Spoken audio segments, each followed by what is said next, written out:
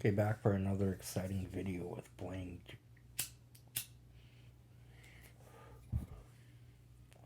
Alright, so what I was noticing was if you ever take anything bad or wrong, there's always an opposing market for good. To whatever is bad or whatever is wrong, there's always an opposing good market for it. You can take anything successful, even, and you'll see an opposing bad market, if you will, or you can take anything good and there'll be an opposing bad market as well.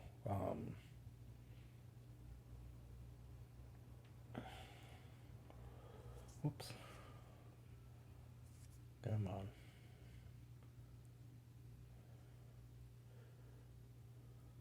Well, like if you're to take a sophisticated suit, that means there's probably a market for something casual. There's probably a market for something in the opposite direction. So clothes and suits here suck.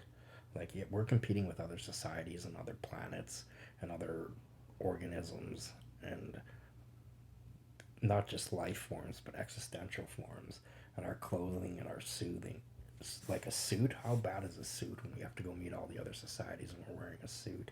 You know what I mean? Like, our clothing here is just awful. We need to do something like Jimi Hendrix, get some professional clothing makers from the costume designers from the movies and stuff to make us some casual suits that are wicked, casual clothing, or dinner clothes that are wicked.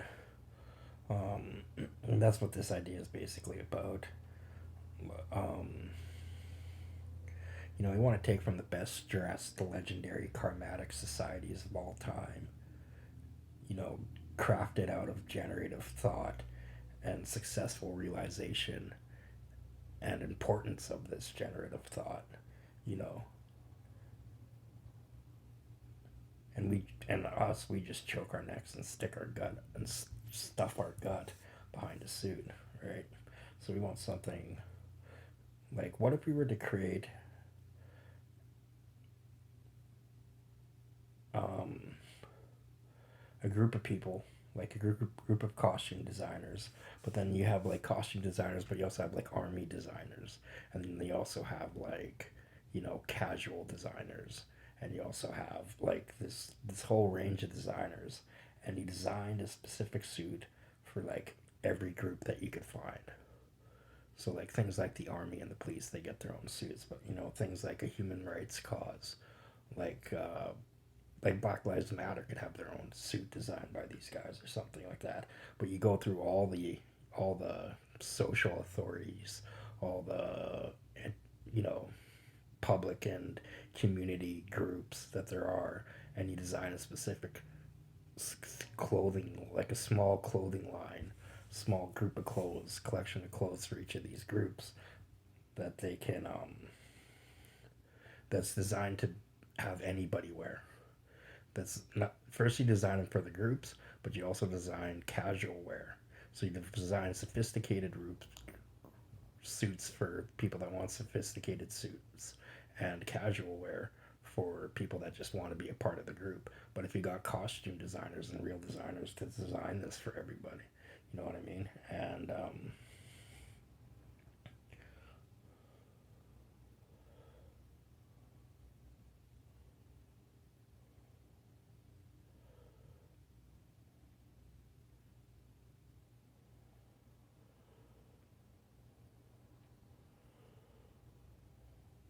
also, I got something about groups here. If every human rights cause or group or trend or authority or any group of interests and likes had a casual and suitwear made for them, but by a design team, what if these groups all set out to be different too? So each of our designs, we want to be different from all the other groups. We want to try to be unique and spread out our diversity and variety of the types of clothes that we have here with this group's all being different, and some of them will have similar options. Some of them will be similar in similar ways, like a badge of honor will be similar in similar ways, and they want similar things represented in similar ways. And like, what does this? How does this connect us? You know, how does this represent us when we start putting it into the colors and into fabric and into shapes and into clothes, right? So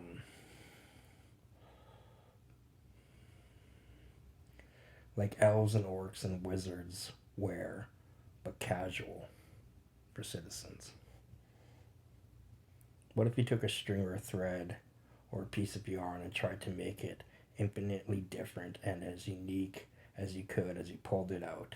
So every fiber was a different particle almost, or part of, and now what if you took some meaning and some accents and added some meaning to your accents and used more or less colors and different textures with this piece of yarn or piece of fabric or a piece of string, and you start weaving these meaning together, you sew material made of a process or a culture that means and feels with the same reason.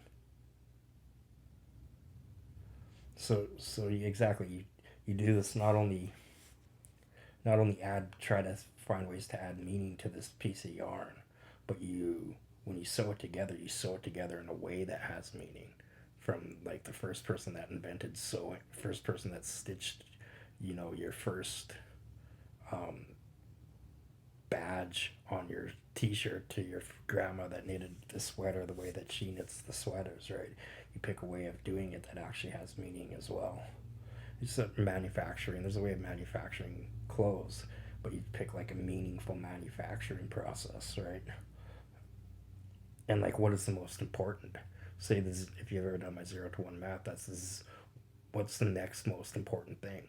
If you're only allowed to do one thing right now for this, piece of yarn that you're working on, what is the next most important thing? And how does this add up as you get down to the fifth thing down the line and stuff like that? That's what 0 to 1 math is. And you put them together with shapes and colors or symbols. Sweet. Or a collection, like a palette.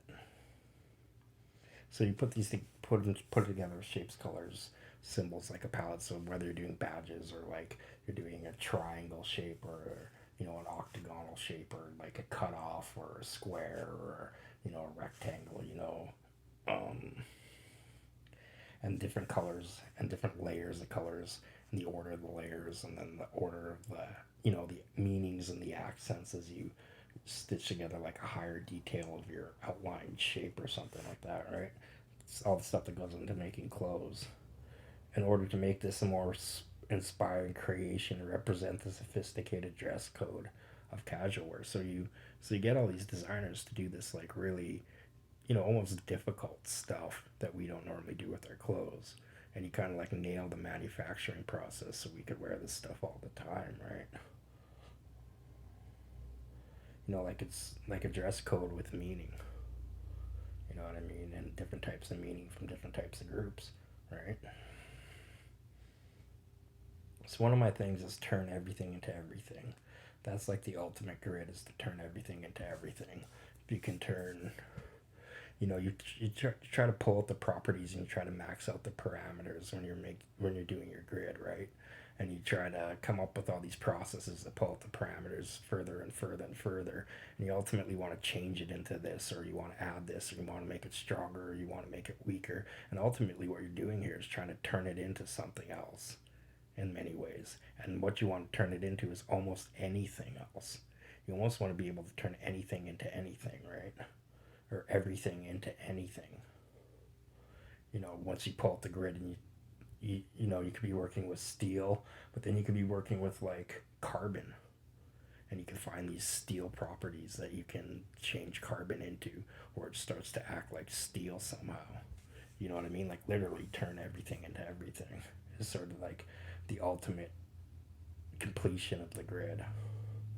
So computers also do this. Computer programs turn data into answers and stuff like that, and you turn any sort of data that you enter into the computer. What you want to be able to do is find any sort of answer that the computer has for for data, period, but for that data, yeah. So you almost want to streamline this process where you have the collection of smaller programs, which are all your answers. You have this pyramid to the bigger program that you're programming language that you're programming in. You want to reach your answers as fast as you can. You know what I mean? You want to turn your data into the answer inside the computer with the least amount of pieces as fast as you can. You know what I mean? With the least amount of work. Not maybe not the least amount of pieces. You got more pieces as long as it's less work, right? So the least amount of work done process. So later on, I talk about these programming pyramids and how my AI works. So I'll get to that later, though. But streamlining this, turning anything in the computer to anything else inside of the computer, streamlining the process of turning anything into anything, is something you can do within a computer or for a computer itself. Um, exactly. You also want to have like a patch bay where everything is connected to everything inside the computer, where all the answers are connected to all the inputs for data and or all the processes for the data. You know what I mean? Where, so to speak, the processes for the answers are connected to all the inputs. You know what I mean? All the processes to the answers are, everything's like connected to everything in a way. Like when I built the everything patch bay, I want to connect any component to any other component within the patch bay. You know what I mean? In any order that I want it to. You kind of want the same thing with inside a computer, or if you're streamlining events and data and information, you know what I mean? You want it almost streamlined in a specifically, you know, everything can access everything sort of way.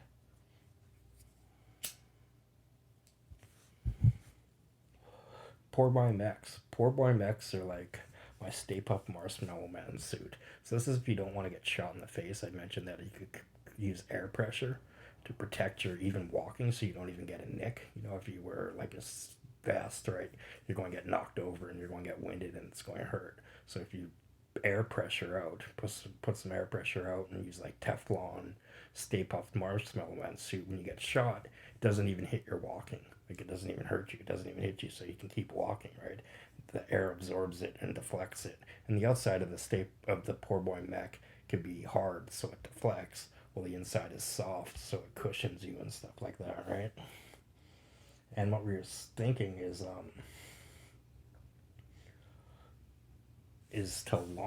that you could launch these, that you could launch yourself in a Stay Puft Marshmallow Man suit and land with the air, like have a almost have like a vest on, so and an apparatus, so you don't hit the ground, and you can actually launch yourself like long distances and stuff, just like you're shooting yourself out of a cannon or something, but land. You know what I mean? And then go after people within your Stay Puft Marshmallow Man suit, and almost have these like little apparatuses for like that have some air pressure for you to punch. This like inside the Stay Puft Marshmallow Man suit, so you can take this apparatus with air pressure and you just go and punch the guy if you wanted to punch, because it's all about tackling, right? Or you have guns. You could also shoot from the Stay Puft Marshmallow Man shoot. You can attach guns and stuff, right? And as mentioned, like even if you go to handcuff the guy, you could like pull out a shield and then pull out your bulletproof gloves and handcuff the guy, and then like so you don't even expose your bulletproof gloves, and then close your shield. You know what I mean? You can have these two sets of hands that you go in and out of. You know what I mean? Or so that's the Poor Boy Mech, though, is a Stay Puft Marshmallow Man suit with a cooler name and, maybe some apparatuses inside of it to make it a bit of a mech and make it a bit of a cheap mech, like a cheap mech to build. Like I said, it can be hard on the outside to deflect. So, atomic physicist. Now, atomic physicist sounds hard, but if we're all going into space, we're all going to learn about dimensions and we're all going to learn about spaceships, which turn out to be atomic dimensions.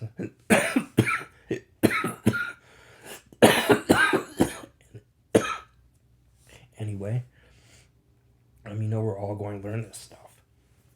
That the average Joe can actually learn atomics, right? So what I'm saying is like atomic physics might not actually be hard, but our theories are hard. Our theories are hard for atomic physics. So this is what I thought about our theories. What if we think less about our theories for now and just talk about what we're doing and how to do it? So you just do what we're doing, because what we're doing isn't that hard. You know what I mean? What we're actually getting up off our butts and putting together and doing isn't necessarily that hard. Like, our theories are hard, but what we're doing isn't that hard. And then we can put together some simple theories about what we're doing, right? So we take these simple theories about what we're doing, and we go back to our old hard theories, and we start adding some depth and some detail to our simple theories, right? And we start adding some difficulty to these simple theories to give us ideas on our new theories and what else we can do, right? Because so what we want to do is we want to go in there and do stuff and then nail it. You know what I mean? Then try like a whole bunch of stuff based on what we do rather than our theories. Rather than try stuff just based on our theories, try stuff based on what we do and like how easy it is to do this and how easy it is to do that and how simple it is to do that, or how difficult it is to do both of these together and try to do something difficult too, right? And that's what I mean about putting together these simple theories and then adding some depth and some detail to it. One of the things that I noticed is that if you want to get to the point, simple theories is a good way to get into certain points. You start adding some depth and some detail, you start getting some different points. So if you're looking at getting into all the points that you should get into, you should do simple theories, and then you should do simple theories with depth, and then you should do simple theories with depth and detail, and pick up all your points in each of these categories if you're looking for points to pick up during the process, right? So, and the other thing is you could take a look at depth and come up with a deep point. You know what I mean? Put in depth, take away depth on your theories, and then you can start coming up with your points for that subject. Like difficulty itself, what I noticed is I started focusing in on difficulty, adding difficulty to these theories. Like our components might be quite simple. You know what I mean? What we're doing is might be actually kind of simple. We might be able to add some difficulty to our components and some difficulty and sophistication to what we're doing with our, just the groundwork of what we're doing, like wrapping what copper around, you know, a magnet or an iron to make a transformer or whatever. You know what I mean? It's not necessarily complicated stuff yet. It's not necessarily difficult stuff. So how could we add difficulty? Difficulty as a science. You know what I mean? You look at difficulty and you pick up a whole bunch of points on how to make things more difficult successfully. Like you take like theories and then you take difficulty as a science, you know what I mean? And then you want like components, difficulty, the science of difficulty and components and mechanisms. And how did I put this?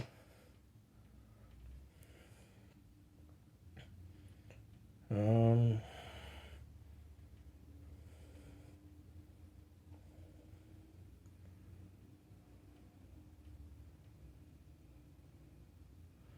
difficulty of components, mechanisms as devices as a subscience. So you take difficulty as a science, the subscience is difficulty of mechanisms, components, and devices, right?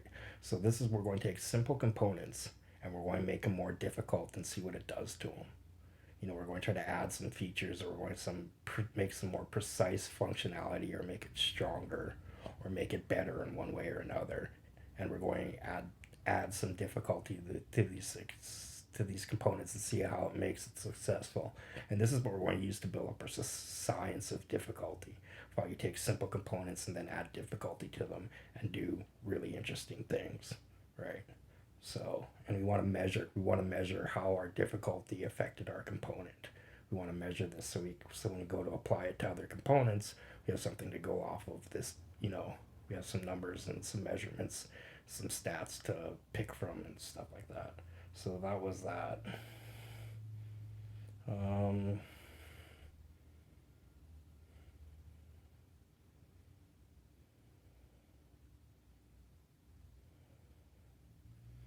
So that's one way of going about making more complicated components, or making components more difficult, by creating a difficulty science altogether, a science within itself. So the other thing I have here is the 1, 2, 3 music levels. So one thing I talk about, a lot of artists out there are like kind of level 2 artists, where why people were noticing me and why they were, I have all those artists referencing me throughout the last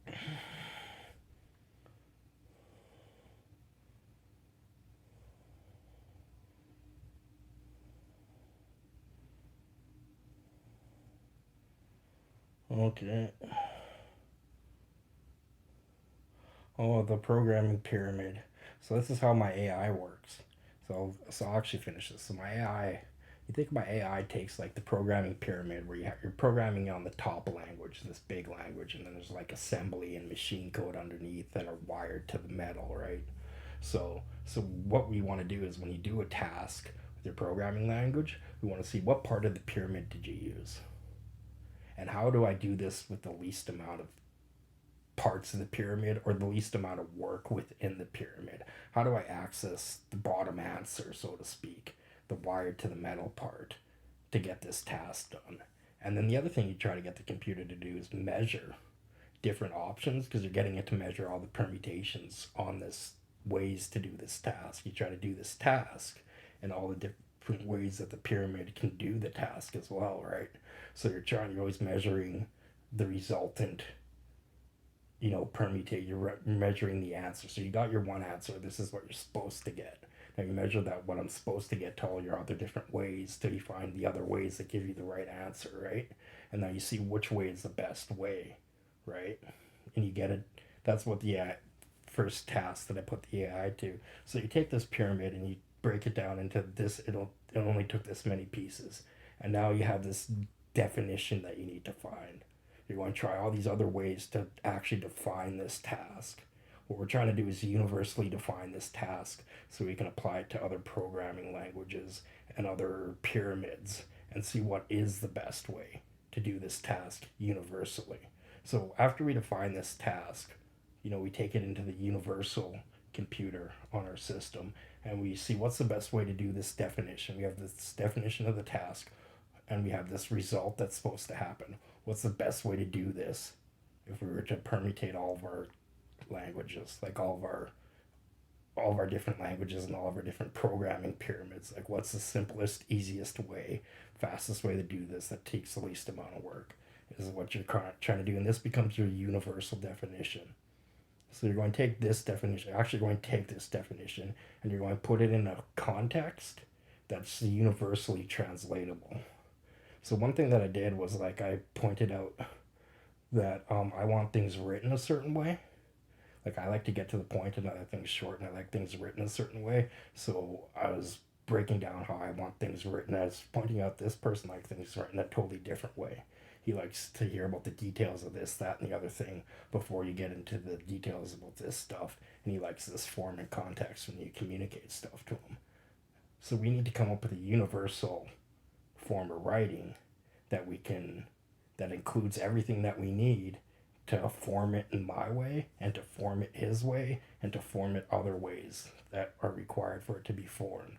So this is like the same with the computer. The computer needs to come up with this universal definition that you can form for this programming pyramid, that you can form for that programming pyramid, or you can form for another programming pyramid or language or different environment. It'll form it for you.